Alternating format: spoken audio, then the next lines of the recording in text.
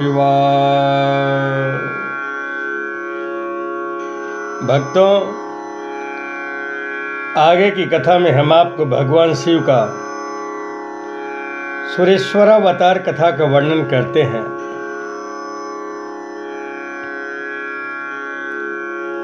इसके पश्चात नंदीश्वर जी कहते हैं, सनत कुमार जी, अब मैं परमात्मा शिव के सुरेश्वरावतार का वर्णन करता हूँ। उपमन्यु व्याघ्रपाद मुनि के पुत्र थे। उन्होंने पूर्व जन्म में ही सिद्धि प्राप्ति कर ली थी और वर्तमान जन्म में मुनि कुमार के रूप में प्रकट हुए थे। वे अपनी दरिद्रता के कारण शैशवावस्था से ही माता के साथ मामा के घर में रहते थे। एक दिन उन्हें बहुत कम दूध पीने को मिला। वे अपनी माता से बार बार दूध मांगने लगे। उनकी तपस्विनी माता ने कुछ बीजों को सील पर पीसकर और उन्हें पानी में घोलकर कृत्रिम दूध बेटे को पीने को दिया। उस नकली दूध को पीकर बालक उपमन्यु बोले,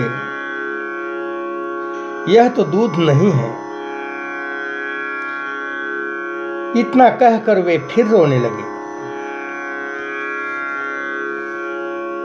माता ने कहा, बेटा, हम लोग वन में निवास करते हैं, हमें यहाँ दूध कहाँ से मिल सकता है? भगवान शिव की कृपा के बिना किसी को दूध नहीं मिलता। माता की यह बात सुनकर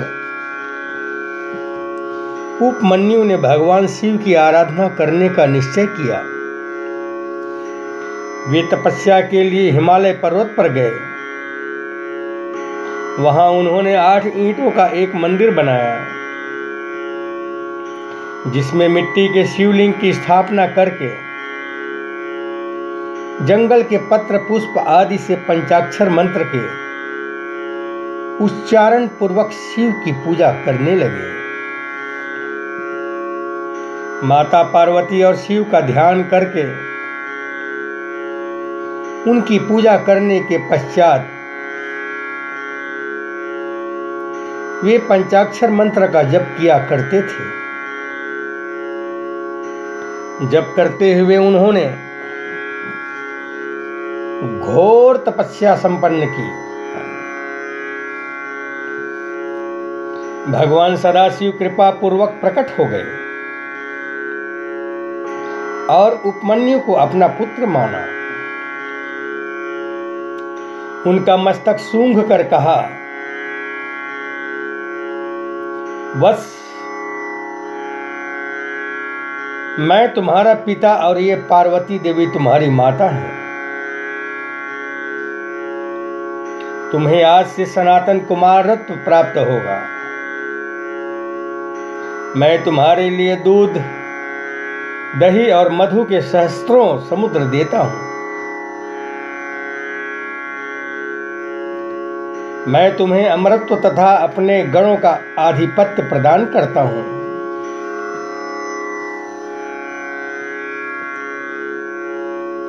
इतना कहकर भगवान शिव अंतर्ध्यान हो गए। उपमन्यु ने वर पाकर प्रसन्नता पूर्वक घर आकर अपनी माता से सब बातें बताई। माता को बड़ा हर्ष हुआ। इस प्रकार मैंने तुमसे परमेश्वर शिव के सुरेश्वरावतार का वर्णन किया।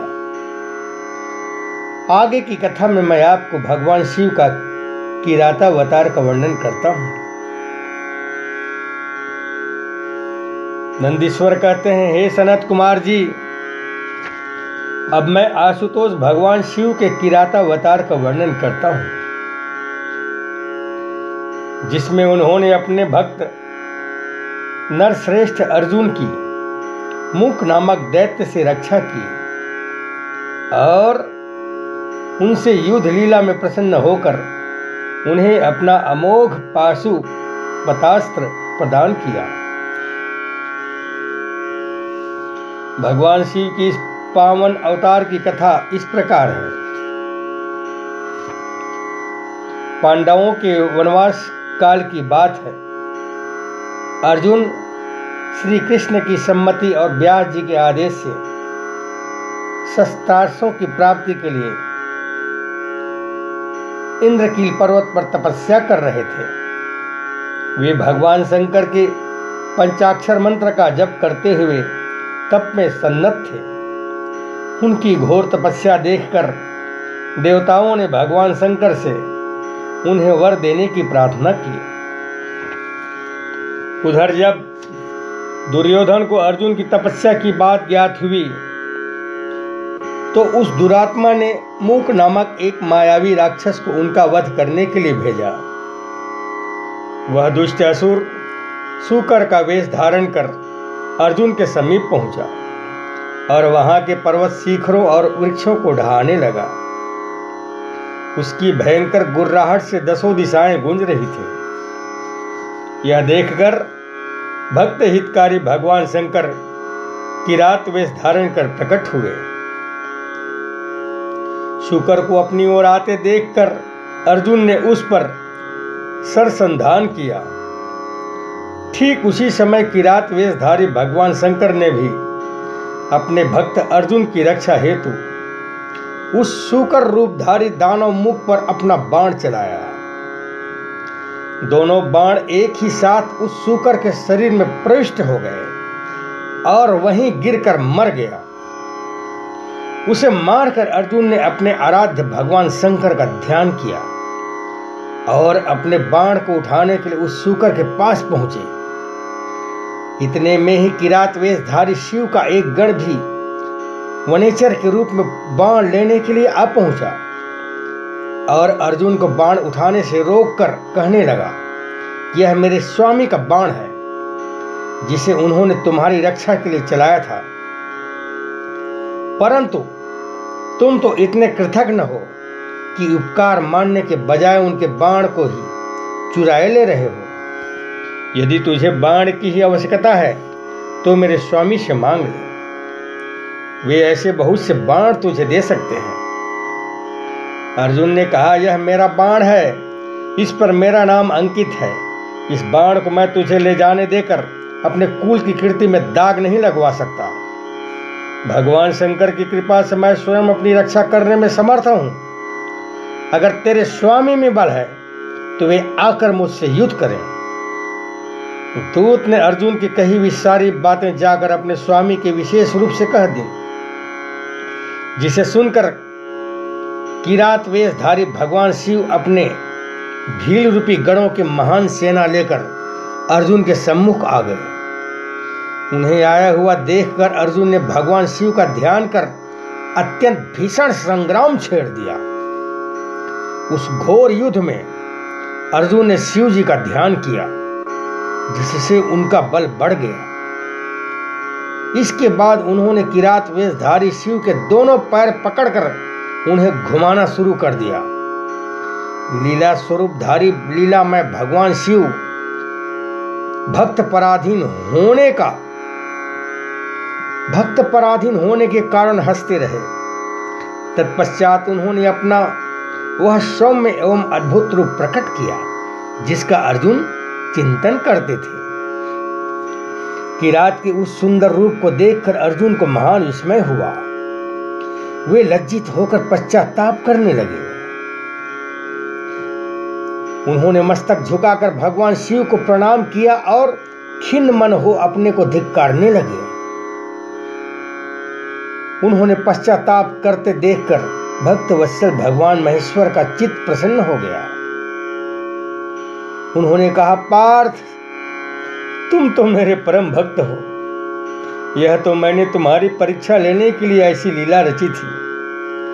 उन्होंने प्रेम पूर्वक अर्जुन का आलिंगन किया और बोले, हे पांडव श्रेष्ठ, मैं तुमसे प्रसन्न हूं, तुम वर मांगो।